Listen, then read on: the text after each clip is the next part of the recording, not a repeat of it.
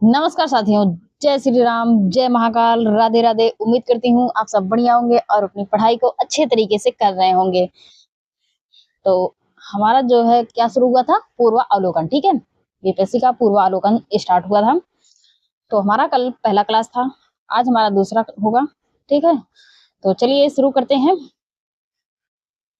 यहाँ से question number 11 से, कहाँ से शुरू करेंगे? क्वेश्चन नंबर 11 से। ठीक है, क्वेश्चन है भौगोलिक क्षेत्र की दृष्टि से भारत के निम्न जिलों में से कौन सा जिला सबसे बड़ा है? तो ऑप्शन ए है लेह, ऑप्शन बी है Kutch, option C Jaisalmer, option C Barmer, option E उपरोक्त में से कोई नहीं या उपरोक्त में से एक से अधिक। तो इसमें से जो हमारा सही हो जाता है वो ऑप्शन हमारा बी सही हो जाता है। कौन सा ऑप्शन? Option B. ठीक है, ऑप्शन बी कच्छ का कच्छ। ठीक है, चलिए इसके आगे देखते हैं, इसकी व्याख्या को देखते हैं। संबंधित राज्यों केंद्र शासित प्रदेशों की आधिकारिक वेबसाइट के अनुसार दिए गए जिलों का कुल क्षेत्रफल देखेंगे। ठीक है, इधर जिला दिया गया है और जिला में राज्य और उसके केंद्र शासित प्रदेश। ठीक है, और क्षेत्रफल जो है वर्ग किलोमीटर में दिया गया है। तो लेह जो है यानी लद्दाख, ये 45,100 है। कितना है? 45,100 वर्ग किलोमीटर। कच्छ गुजरात कितना है? 45,674। जैसलमेर राजस्थान कितना है? 38,401।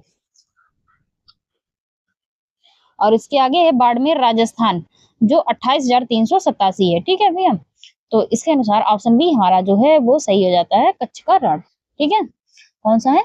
कच्छ का रण। ठीक है भैया, चलिए इसके आगे देखते हैं।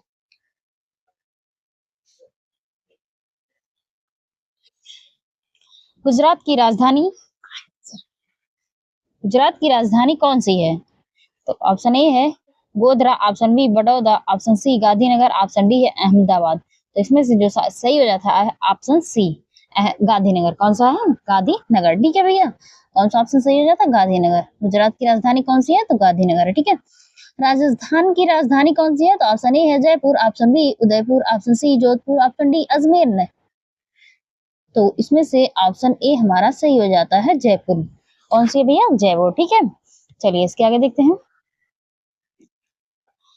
उत्तरी पूर्वी भारत का स्कॉटलैंड कौन सा है? तो ऑप्शन ए है अरुणाचल प्रदेश, असम, नागालैंड या मेघालय।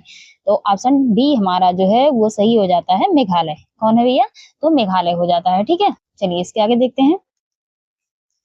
इसके आगे हमारा है, इसकी व्याख्या देख लेते हैं। उत्तरी पूर्वी भारत के मेघालय में स्थित शिलांग शहर को पूर्व का स्कॉटलैंड कहा जाता है। क्या कहा जाता है? तो इसे शिलांग का पूर्व का स्कॉटलैंड कहा जाता है। ठीक है भैया, चलिए इसके आगे देखते हैं।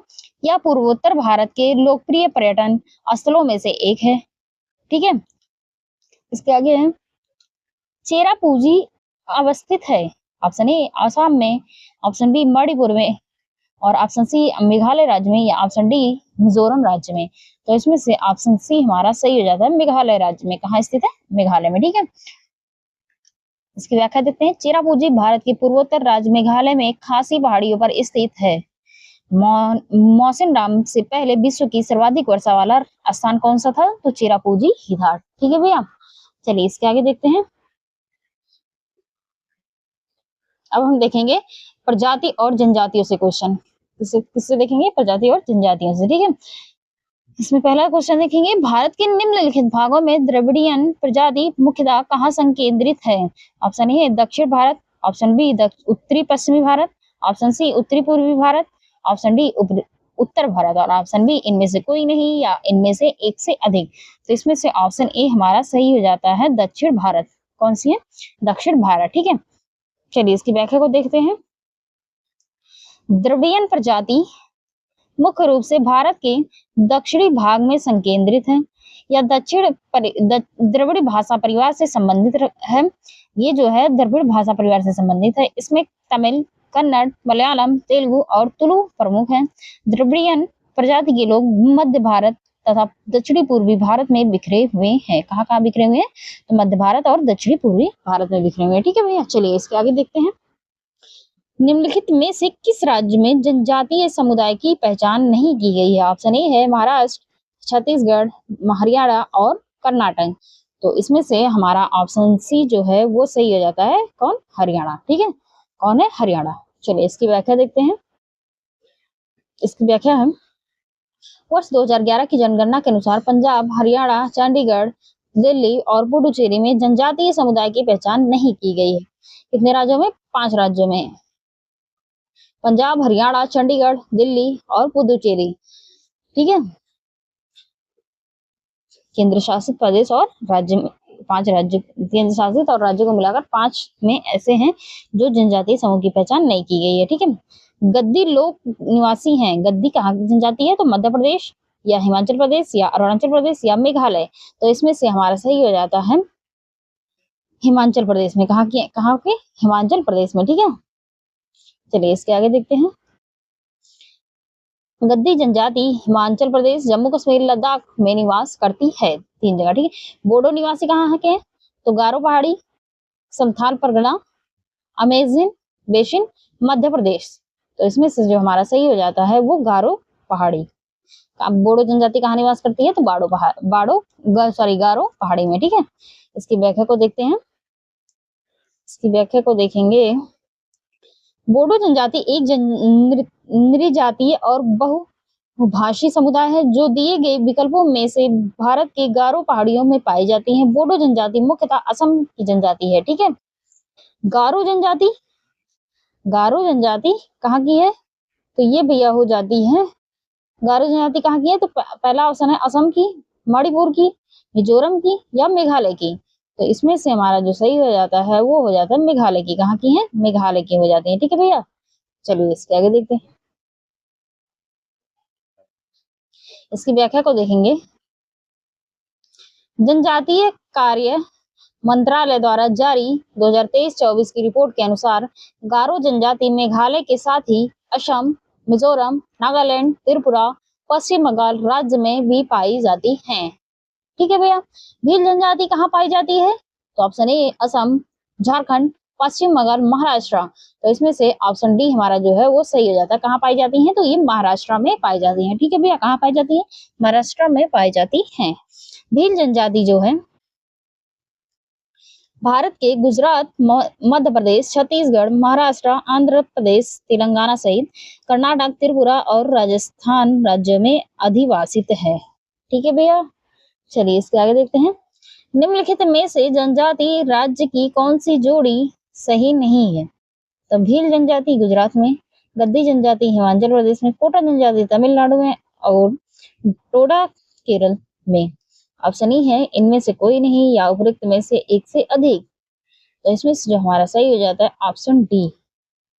ऑप्शन डी जो हमारा है, टोडा जनजाति जो है ये केरल में नहीं निवास करती है। ठीक है, टोडा जनजाति केरल में निवास नहीं करती। कहाँ करती है?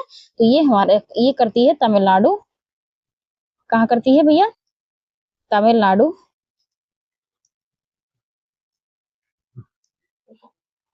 कहाँ करती है? तमिलनाडु में करती है और कर्नाटक में। कहाँ करती है? तमिलनाडु और कर्नाटक में करती है। ठीक है, चलिए इसके आगे देखते हैं। भरमौर जनजाति क्षेत्र किस प्रांत में स्थित है? तो ऑप्शन ए है Sikkim, option B Himachal Pradesh, option C Uttarakhand, option D Ladakh और ऑप्शन ई है उपरोक्त में से कोई नहीं या उपरोक्त में से एक से अधिक। तो इसमें से ऑप्शन बी हमारा सही हो जाता है हिमाचल प्रदेश में। कहाँ भैया? हिमाचल प्रदेश में। ठीक है, भरमौर जनजातीय क्षेत्र हिमाचल प्रदेश में स्थित है। समन्वित जनजातीय विकास परियोजना भरमौर का मुख्यालय कहाँ हो जाता है? तो शिमला में हो जाता है। ठीक है, चलिए मणिपुर की मध्य घाटी में संकेंद्रित गैर अनुसूचित लोगों को कहा जाता है। ऑप्शन ए है मैतेई, मिसमी, कुकी या आपातानी या फिर उपयुक्त में से कोई नहीं या फिर उपयुक्त में से एक से अधिक। तो इसमें से ऑप्शन ए हमारा सही हो जाता है, मैतेई कहा जाता है। क्या कहा जाता है? मैतेई। ठीक है, चलिए इसके आगे देखते हैं, इसकी व्याख्या देख लेते हैं। मणिपुर के मध्य घाटी में संकेंद्रित गैर अनुसूचित लोगों को मैतेई कहा जाता है। ये राज्य की अनुसूचित जनजातियों की सूची में शामिल किए जाने पर मांग कर रहे हैं, क्योंकि एक जनजातीय समूह है जिसमें मूल रूप से मणिपुर, मिजोरम, असम जैसे पूर्वोत्तर राज्यों में रहने वाली कई जनजातियां शामिल हैं। ठीक है भैया, चलिए इसके आगे देखते हैं। अब हम देखेंगे अफवाह तंत्र यानी गंगा नदी तंत्र से। किससे? गंगा नदी तंत्र से देखेंगे अब हम। ठीक है भैया, तो इसमें पहला क्वेश्चन है, गंगा के मैदान को एक खाली स्थान के रूप में वर्णित किया गया है। तो ऑप्शन ए है पेडी प्लेन, पेनी प्लेन, जियोसिल्काइन या कार्स्टेड प्लेन, या उपरोक्त में से कोई नहीं, या उपरोक्त में से एक से अधिक। तो इसमें से ऑप्शन जो हमारा सही हो जाता है ऑप्शन सी, जियोसिंक्लाइन। क्या है? जियोसिंक्लाइंस। ठीक है, चलिए इसके आगे देखते हैं, इसकी व्याख्या देखते हैं। गंगा के मैदान को जियोसिंक्लाइन या भूसंतति गर्त के रूप में वर्णित किया गया है। इसका निर्माण मुख्य रूप से हिमालय पर्वतमाला के निर्माण की प्रक्रिया के दौरान हुई है। ठीक है, इसके आगे दूसरा क्वेश्चन है, गंगा की जलोढ़ मृदा की गहराई भूमि सतह के नीचे लगभग कितनी है? गंगा की जलोढ़ मृदा की गहराई भूमि सतह के नीचे लगभग कितनी है? तो ऑप्शन ए हमारा हो जाता है 600 मीटर। ऑप्शन ए हमारा है 600 मीटर, सॉरी 6000 मीटर तक। ठीक है, ऑप्शन बी है 600 मीटर तक, ऑप्शन सी है 800 मीटर तक, ऑप्शन डी है 100 मीटर तक। तो इसमें से हो जाता है ऑप्शन ए सही हमारा 6000 मीटर तक। कितना है? 6000 मीटर तक होती है। ठीक है, इसकी व्याख्या देखते हैं। ओल्डम हम के अनुसार गंगा की जलोढ़ मृदा की अधिकतम गहराई 15,000 से 20,000 फीट या फिर 4,572 से 6,096 मीटर है। ठीक है, अतः निकटतम उत्तर के रूप में विकल्प 6 ऑप्शन ए सही है, यानी 6000 सही है। ठीक है, निम्नलिखित में से कौन सा अलकनंदा भागीरथी के संगम का स्थल है? तो इसमें से ऑप्शन ए है Vishnuprayag, option B Karnaprayag, option C Rudraprayag, option D है देव प्रयाग। तो इसमें से ऑप्शन डी हमारा सही हो जाता है। कौन सा सही है? Option D Dev Prayag. ये तीनों प्रयाग हैं, ये बहुत पूछे जाते हैं एग्जाम्स में। मतलब ऐसा ही कोई एग्जाम छूटता होगा जिसमें ये संगम स्थल ना पूछा जाए। तो उसकी एक ट्रिक भी है भैया। कौन सी ट्रिक है? बैड और क्या है, इसको थोड़ा जूमिंग कर लेते हैं ना, तब अभी लिखते बनेगा, है ना भैया।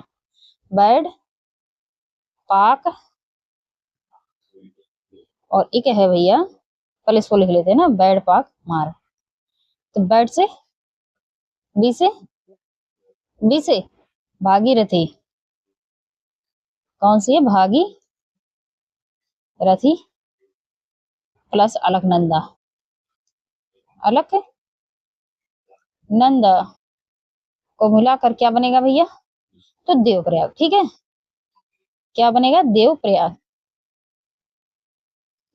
और पाक, पा से पी से पिंडारी, पिंडारी और अलकनंदा,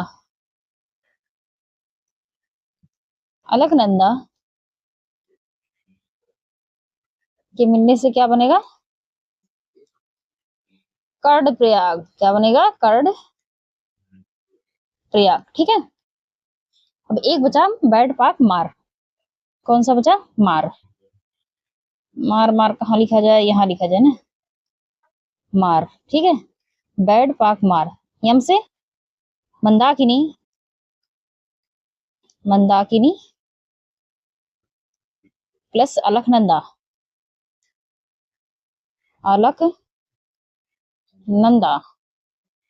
अलकनंदा को मिलाकर क्या बनेगा? रा से रुद्र प्रयाग। क्या बनेगा भैया? रुद्र प्रयाग। ठीक है, क्या बनेगा? रुद्र प्रयाग।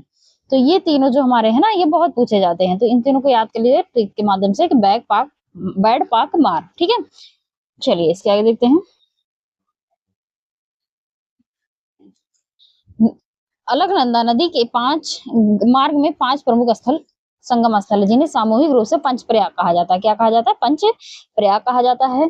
इन पंच प्रयागों के नाम विष्णु प्रयाग, नंद प्रयाग, कर्ण प्रयाग, रुद्र प्रयाग और देव प्रयाग है। देव प्रयाग वही स्थान है जहां भागीरथी और अलकनंदा मिलती हैं। यहाँ भागीरथी और अलकनंदा मिलकर एक हो जाती हैं, जो आगे चलकर गंगा के नाम से प्रवाहित होती हैं। किस नाम से? गंगा के नाम से प्रवाहित होती हैं। ठीक है। निम्नलिखित नगरों में अलकनंदा भागीरथी कहाँ मिलकर गंगा नदी बनाती हैं? तो ये भैया ऑप्शन ए है Haridwar, option B Rishikesh, option C Rudraprayag, option D Devprayag. इनमें से कोई नहीं या उपरोक्त में से एक से अधिक। तो इसमें से ऑप्शन जो हमारा सही हो जाता है ऑप्शन डी देवप्रयाग। क्या हो जाएगा? देवप्रयाग। अभी ऊपर हम लोगों ने पढ़ा। ठीक है। चलिए इसके आगे देखते हैं। इसके आगे हमारा है भारत की सबसे बड़ी वाह नदी कौन सी है? ऑप्शन ए महानदी, गोदावरी, गंगा, नर्मदा। तो इसमें से ऑप्शन जो हमारा सही हो जाएगा गंगा। गंगा जो हमारी है सबसे बड़ी वाह नदी है। ठीक है। चलिए इसके आगे देखते हैं। इसके आगे हमारा है नदियों की लंबाई। अब देखेंगे जो ऊपर प्रश्न ऑप्शंस में दी गई है उनकी लंबाई देख लेते हैं। गंगा की जो लंबाई है 2525 किलोमीटर है, और गोदावरी की जो लंबाई है 1665 किलोमीटर है, और नर्मदा की जो लंबाई है 1312 किलोमीटर है, और महानदी की लंबाई जो हो जाती है 851 किलोमीटर। स्पष्ट है कि भारत की सबसे बड़ी वह नदी तंत्र कौन सी है? तो वो गंगा हो जाती है, क्योंकि आप किलोमीटर के हिसाब से देख सकते हैं। चलिए इसके आगे देखते हैं। निम्नलिखित में से गंगा नदी घाटी का भाग कौन सी उपनदी है? तो ऑप्शन ए है शंख नदी, ऑप्शन बी उत्तरी कोयल, दक्षिणी कोयल, बराकर, या उपरोक्त में से कोई नहीं या उपरोक्त में से एक से अधिक। तो इसमें से जो ऑप्शन सही हो जाता है ऑप्शन ई, उपरोक्त में से कोई नहीं। ठीक है। चलिए इसकी व्याख्या देख लेते हैं, भी स्पष्ट हो जाएगी कि गंगा नदी घाटी का कौन सी उपनदी है। चलिए इसकी व्याख्या तो भैया काफी बड़ी है। चलिए देखते हैं। ठीक है। उत्तरी कोयल झारखंड से बहने वाली एक नदी है, जो सोन नदी की एक सहायक नदी है। यह सोन नदी के दाहिने तट पर मिलती है। सोन नदी गंगा भाग से गंगा नदी में मिलने वाली दूसरी सबसे बड़ी सहायक नदी है। ठीक है। जो पटना के पास गंगा में मिलती है। दक्षिणी कोयला नदी झारखंड व उड़ीसा में प्रभावित होती है। दक्षिणी कोयला नदी उड़ीसा के राउरकेला के पास शंख नदी से मिलकर ब्राह्मणी नदी के नाम से प्रवाहित होती है। ठीक है।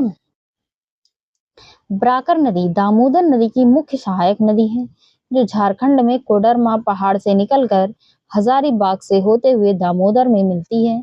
दामोदर निचले गंगा बेसिन में हुगली नदी से मिलती है। दामोदर नदी बेसिन गंगा नदी बेसिन का उप बेसिन है। दामोदर नदी बेसिन जो है वो गंगा नदी बेसिन का उपबेसिन है। ठीक है। इस प्रकार बराकर और उत्तरी कोयला गंगा नदी घाटी की उपनदियां हैं। ठीक है। चलिए अब हम देखेंगे, अब तक तो गंगा नदी तंत्र देखे थे, अब ब्रह्मपुत्र नदी तंत्र को देखेंगे। ठीक है। इसमें पहला क्वेश्चन है निम्नलिखित में से कौन सी सहायक नदी ब्रह्मपुत्र से उत्तर की दिशा नहीं मिलती है? क्या होती है? नहीं मिलती है। ठीक है। नहीं का विशेष ध्यान रखिएगा। तो इसमें से ऑप्शन हो जाता है Subansiri, option B Belsiri, option C Manas, option D उपरोक्त में से एक से अधिक, ऑप्शन ई उपरोक्त में से कोई नहीं। तो इसमें से ऑप्शन जो सही हो जाएगा उपरोक्त में से कोई नहीं। चलिए इसकी व्याख्या को देख लेते हैं, तो अभी स्पष्ट रूप से पता चल जाएगा कि कौन है कौन नहीं है। ठीक है। चलिए ब्रह्मपुत्र नदी हिमालय के उत्तर में तिब्बत के पठार पर अवस्थित मानसरोवर झील के पास से निकलती है और हिमालय के साथ साथ पूर्व की ओर बहती है। ठीक है। भारत में प्रवेश करने के पश्चात इसका अफवाह पूर्व से पश्चिम की ओर होता है। ठीक है। ब्रह्मपुत्र से उत्तर दिशा से मिलने वाली सहायक नदियां हैं सुबनसिरी, मानस, बेलसिरी, बोरोई, बेकी और आदि। ठीक है। चलिए इसके आगे देखते हैं। इसके आगे है दुनिया का सबसे बड़ा नदी द्वीप कौन सा है? दुनिया का सबसे बड़ा नदी द्वीप कौन सा है? तो ऑप्शन ए है श्रीरंगम द्वीप, मांजुली द्वीप, भवानी द्वीप, अगाती द्वीप। तो इसमें से ऑप्शन बी जो हमारा है वो सही हो जाता है मांजुली द्वीप। कौन है भैया? तो मांजुली द्वीप हो जाता है। ठीक है। चलिए इसकी व्याख्या देखते हैं। मांजुली असम की ब्रह्मपुत्र नदी में स्थित विश्व का सबसे बड़ा नदी द्वीप है। मांजुली द्वीप जो है ये असम की ब्रह्मपुत्र नदी में स्थित विश्व का सबसे बड़ा नदी द्वीप है। ये गिनीज वर्ल्ड रिकॉर्ड्स में विश्व के सबसे बड़े नदी द्वीप के रूप में मांजुली के नाम से दर्ज है। ठीक है। ये गिनीज बुक में दर्ज है भैया मांजुली द्वीप। ठीक है। इसको ध्यान में रखिएगा। चलिए इसके आगे देखते हैं। भारत में यरलुंग जांगपो नदी को किस नाम से जाना जाता है? ऑप्शन ए है Ganga, option B Sindhu, option C Brahmaputra, option D Mahanadi. तो इसमें से ऑप्शन सी हमारा सही हो जाता है ब्रह्मपुत्र। ठीक है, कौन सी है? ब्रह्मपुत्र है। चलिए इसके आगे देखते हैं। भारत में यरलुंग जांगपो नदी को ब्रह्मपुत्र के नाम से जाना जाता है। तिब्बत में मानसरोवर झील के पास से जिस नदी का स्रोत है? ऑप्शन ए है Brahmaputra, option B Sutlej, option C Sindhu, option D उपयुक्त सभी। तो इसमें से ऑप्शन डी हमारा सही हो जाता है सतलज, मतलब उपयुक्त सभी। ब्रह्मपुत्र भी और सतलज भी और क्या नाम है, सिंधु, ये तीनों नदियां जो हैं ये मानसरोवर झील के पास से निकलती हैं। ठीक है, मानस नदी किस नदी की उपनदी है? Option A Godavari, option B Brahmaputra, option C Godavari, option D Brahmaputra. तो इसमें से जो सही हो जाता है वो ऑप्शन डी ब्रह्मपुत्र नदी। ठीक है, चलिए अब हम देखेंगे दक्षिण भारत की नदियां। किसे देखेंगे? दक्षिण भारत की नदियां। कौन सी नदी रिफ्ट यानी घाटी या भ्रंश द्रोणी से होकर बहती है? तो ऑप्शन ए है Narmada, option B Brahmaputra, option C Ganga, option D Krishna. तो इसमें से जो ऑप्शन सही हो जाता है वो हो जाती है नर्मदा।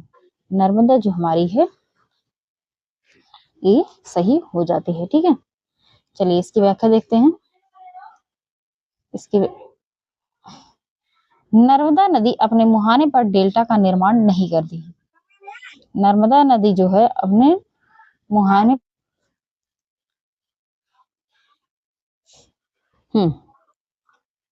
तो इसका जो प्रमुख कारण यह है कि यह भ्रंश घाटी से होकर प्रभावित होती है। ठीक है, भ्रंश घाटी से प्रभावित होने के कारण इसमें जलोढ़ व डेल्टाइक निक्षेप का अभाव होता है। क्या होता है? निक्षेप का अभाव रहता है। ठीक है भैया, चलिए इसके आगे देखते हैं।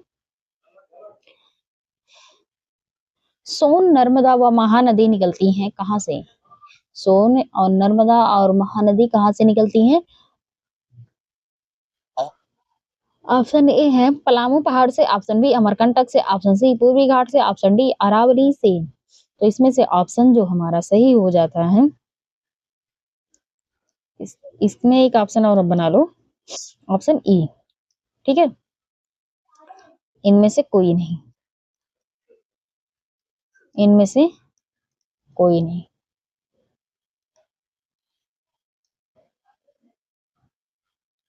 कोई नहीं।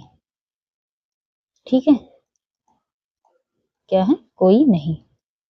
चलिए चलिए देखते हैं। तो इसमें से ऑप्शन ई हमारा सही हो जाएगा कि इनमें से कोई नहीं। अगर हमें अगर ये महानदी नहीं होता मान लो तो हमारा ऑप्शन बी जो है वो सही हो जाता है ना, अमरकंटक सही हो जाता है। क्योंकि जो सोन नदी और नर्मदा नदी का जो उद्गम है वो अमरकंटक पहाड़ी से होता है, लेकिन जो महानदी है इसका उद्गम जो है वो सिहावा पहाड़ी से होता है। किससे होता है? सिहावा पहाड़ी से होता है। ठीक है, तो इसलिए इसमें से हमारा कोई भी ऑप्शन सही नहीं है। ठीक है, इनमें से कोई नहीं। क्या है? इनमें से कोई नहीं। ठीक है, तो इसको ध्यान में रखिएगा कि नर्मदा इन दोनों का तो है, इन दोनों का अमरकंटक से हो जाएगा, जबकि महानदी का कहाँ से हो जाएगा? तो ये हो जाएगा सिहावा पहाड़ी से। कहाँ से? सिहावा, सिहावा पहाड़ी से। ठीक है, कहाँ से हो जाएगा? सिहावा पहाड़ी से। ठीक भैया, चलिए इसके आगे देखते हैं। पश्चिम की ओर प्रवाहित होने वाली नदियां हैं। तो इसमें पहला दिया गया नर्मदा, दूसरा दिया गया ताप्ती, तीसरा है रावी। तो इसमें से ऑप्शन ए हमारा सही हो जाता है। पहली और दूसरी जो है, पहली और दूसरी जो है ये प्रभावित होने, पश्चिम की ओर प्रभावित होने वाली नदियां हैं। ठीक है, पश्चिम की ओर प्रभावित होने वाली नदियां। भारत में पश्चिम दिशा में प्रवाहित होने वाली 3 नदियां, प्रमुख नदियां नर्मदा, ताप्ती और माही है। ठीक है, राप्ती जो है घाघरा की सहायक नदी है। ताप्ती जो है घाघरा की सहायक नदी जो उत्तर पश्चिम से दक्षिण पूर्व दिशा की ओर बहती है। ठीक है भैया, इसके आगे कावेरी नदी कौन से राज्यों से होकर गुजरती है? गुजरात, मध्य प्रदेश, तमिलनाडु, कर्नाटक, केरल, तमिलनाडु, कर्नाटक, केरल, आंध्र प्रदेश, मध्य प्रदेश, महाराष्ट्र और तमिलनाडु।